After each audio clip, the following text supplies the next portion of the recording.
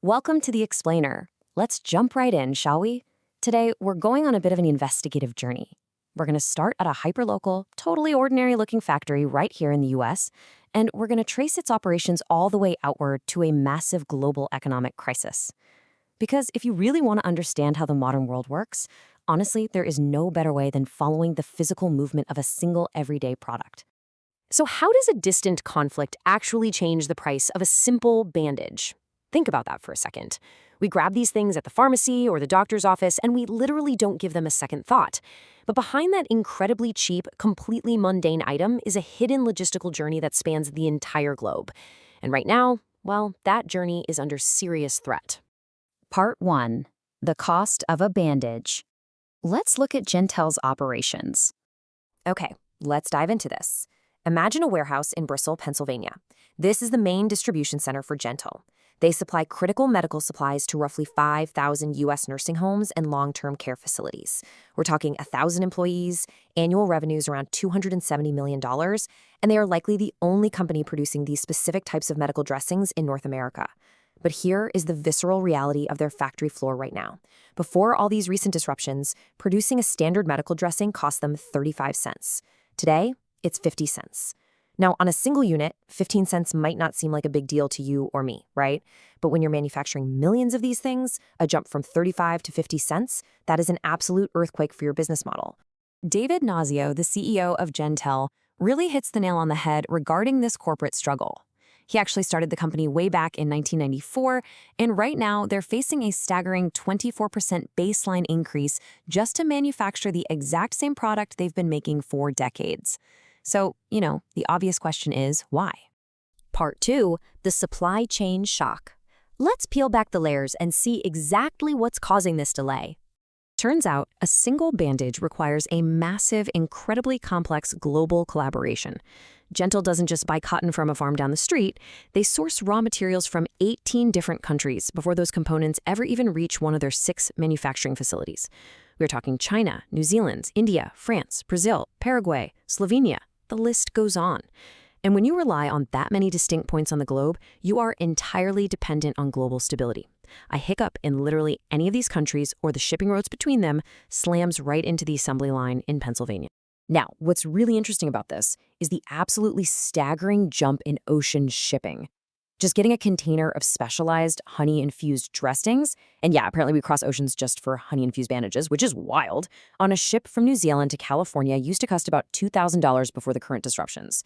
Today, that exact same container costs $4,500. The cost to simply move the product across the ocean has literally more than doubled. But the financial hits, they don't just stop at the shoreline.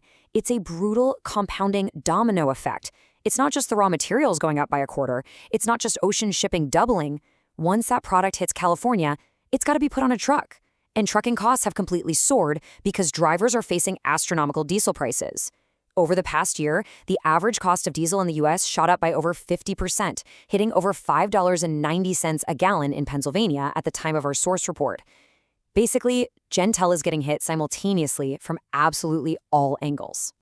Now, to be fair, supply chain managers are totally used to putting out fires. Over the past decade, Gentell has survived multiple shocks. Back in 2022, the pandemic forced them to shift some manufacturing from China to Toronto. Then in the mid-2020s, they had to navigate this really volatile, changing tariff system, which is something the medical supply industry rarely had to sweat before.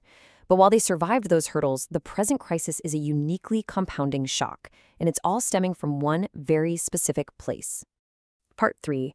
The epicenter, the real root of the crisis. The current disruptor is the Strait of Hormuz.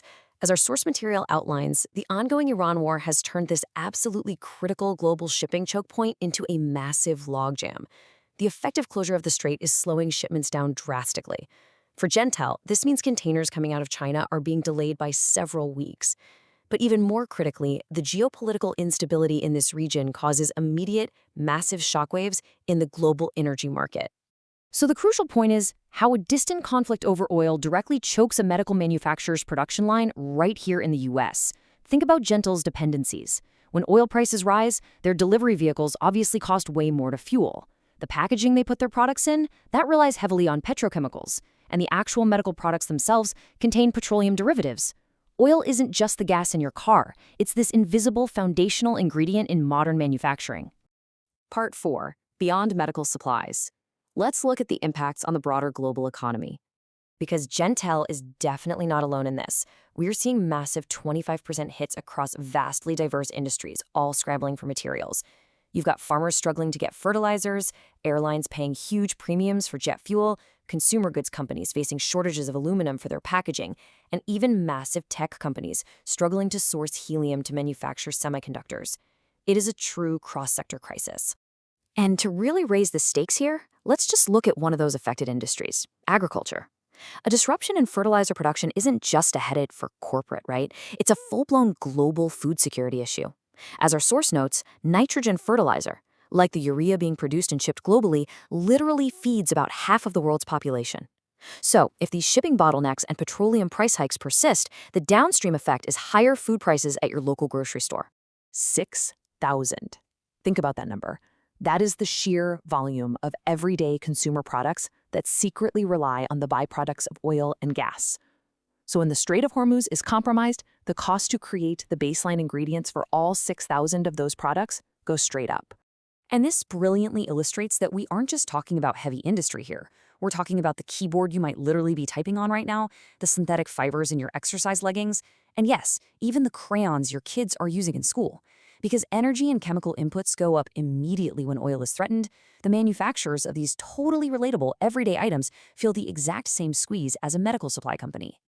Part 5. The Consumer Price Tag. Let's talk about the impact on your wallet. We go back to David Nazio, the CEO of Gentell, for a pretty precarious outlook.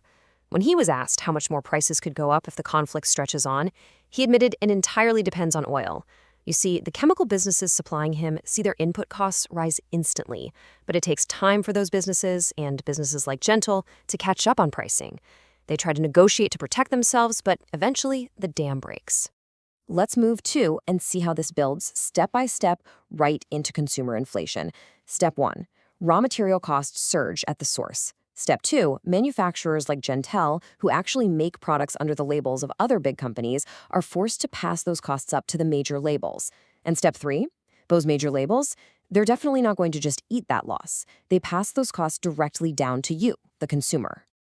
And this isn't just some theoretical exercise. By one estimate from our source data, the Iran war and the subsequent logistical chaos have already cost global companies over $25 billion. That's $25 billion of totally unexpected expense injected directly into the system. Contrast that massive number with the few extra cents it takes to make a single bandage, and you really start to see the sheer magnitude of the problem. History tells us that macro-level corporate costs like this, they rarely stay hidden from the retail consumer for long. Which leaves us with this final vital question. Look, everyone in the supply chain is hoping the conflict ends, the strait opens up, and oil prices finally come back down. But what happens if this disruption isn't just a temporary blip? When the CEO of Gentell was asked this exact question, his answer was chillingly simple and totally inevitable. He said, then we're going to raise the price. The butterfly effect of a distant conflict always, eventually, lands on the consumer's receipt. Thank you for joining me for this explainer, and definitely keep an eye on where your everyday items really come from.